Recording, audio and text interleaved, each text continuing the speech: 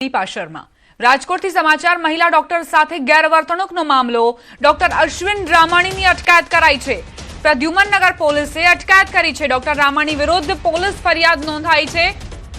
Resident ડોક્ટરો ધરણા પર બેઠા હતા। તેમની માંગ હતી કે અશ્વિન રામાણીની સામે કાર્યવાહી કરવામાં આવે અને હવે ડોક્ટર અશ્વિન રામાણીની અટકાયત કરી લેવામાં આવી છે।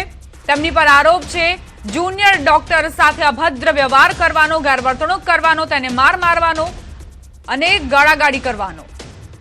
મહિલા ડોક્ટર સાથે ગેરવર્તણૂક મામલે કાર્યવાહી ચાલી રહી છે। અટકાયત કરવામાં આવી છે। પ્રદ્યુમનનગર પોલીસે આ કાર્યવાહી કરી છે। સંવાદદાતા અંકિત જોડાઈ ગયા છે વધુ જાણકારી સાથે। અંકિત, જે ડોક્ટર હતા, જુનિયર ડોક્ટર, તેમની માંગ હતી, તેમના પરિવારની માંગ હતી કે ન્યાય આપવામાં આવે। રેસિડેન્ટ ડોક્ટરો હડતાળ પર બેઠા। ખૂબ જ જે આ મામલો છે તે વધુ ઉગ્ર બન્યો હતો। હવે કેવા પ્રકારની કાર્યવાહી?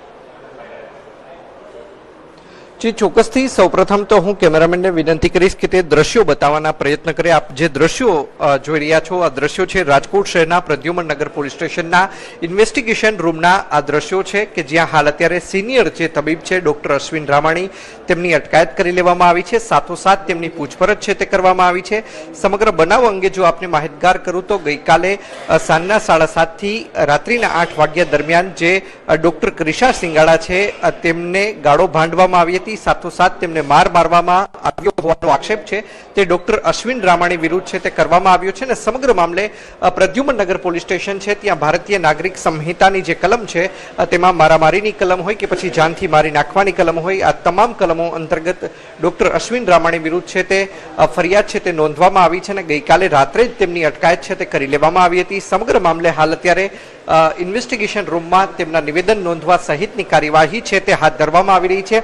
બીજી તરફ વાત કરવામાં આવે તો રાજકોટ શહેરના પીડીયુ મેડિકલ કોલેજ આવેલું છે। આ પીડીયુ મેડિકલ કોલેજની અંદર સિવિલ સુપ્રિન્ટેન્ડન્ટ જે છે ડોક્ટર મોનાલી માકડિયા તેમજ જે મેડિકલ કોલેજના ડીન સહિતના જે ઉચ્ચ અધિકારીઓ છે તેમના દ્વારા હાલ અત્યારે એક બેઠકનું છે તે આયોજન કરવામાં આવ્યું છે અને આ બેઠકની અંદર રેસિડેન્ટ તબીબો છે તે પણ હાલ અત્યારે હાજર છે। સાથોસાથ જે ભોગ બનનાર જે મહિલા તબીબ છે ડોક્ટર ક્રિશા સિંગાડા અને તેનો પરિવાર છે તે પણ હાજર છે। પરંતુ ક્યાંક ને ક્યાંક સિવિલ હોસ્પિટલના જે સત્તાધીશો છે તેમના ઉપર પણ આંગળી ચિંધાઈ રહી છે, કારણ કે જે ફરિયાદ પ્રદ્યુમનનગર પોલીસ સ્ટેશનની અંદર દાખલ કરવામાં આવી છે તે ફરિયાદની અંદર ડોક્ટર ક્રિશા સિંગાડા દ્વારા જણાવવામાં આવ્યું છે કે ડોક્ટર અશ્વિન રામાણી વિરુદ્ધ તેમણે લેખિતમાં ફરિયાદ કરી હતી અને લેખિતમાં ફરિયાદ છે તે ગત જુલાઈ મહિનામાં કરી હતી।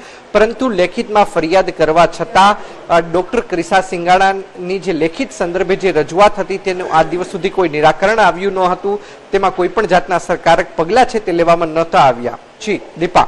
અંકિત, અહીં એ પણ સવાલ છે કે ડોક્ટરના પ્રોફેશનને આપણે સાદી ભાષામાં કોઈ સામાન્ય માણસને પૂછીએ તો ડોક્ટર એટલે આપણી માટે ભગવાન, પરંતુ આ પ્રોફેશનમાં કેટલું ટોક્સિક કલ્ચર આવી રહ્યું છે। રેગિંગના વારંવાર કિસ્સા આપણે સાંભળતા આવ્યા છીએ। સિનિયર ડોક્ટરો જુનિયર ડોક્ટરો સાથે જે વર્તન કરતા હોય છે અને આ કિસ્સો તો ખરેખર હવે લાલબત્તી સમાન છે કે એક મહિલા ડોક્ટર સાથે આ પ્રકારનું વર્તન। પિતા પણ માંગ કરતા હતા કે મારી દીકરીની સુરક્ષાનું શું?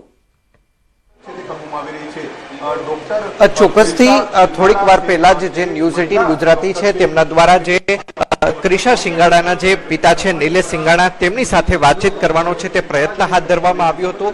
ત્યારે ક્રિશા સિંગાડાના પિતા દ્વારા સ્પષ્ટપણે જણાવવામાં આવ્યું હતું કે બેટી બચાવો બેટી પઢાવોની વાતો ખૂબ થઈ ગઈ, પરંતુ જે વર્ક પ્લેસ છે તે જગ્યાએ મહિલાઓને સુરક્ષા આપવી ખૂબ જ જરૂરિયાત છે। દીકરીઓ દરેક જગ્યાએ, પછી તેનું ઘર હોય, બહાર હોય કે પછી તેનું વર્ક પ્લેસ હોય, તમામ જગ્યાએ સુરક્ષિત મહેસૂસ કરવી છે તે ફરજિયાત છે।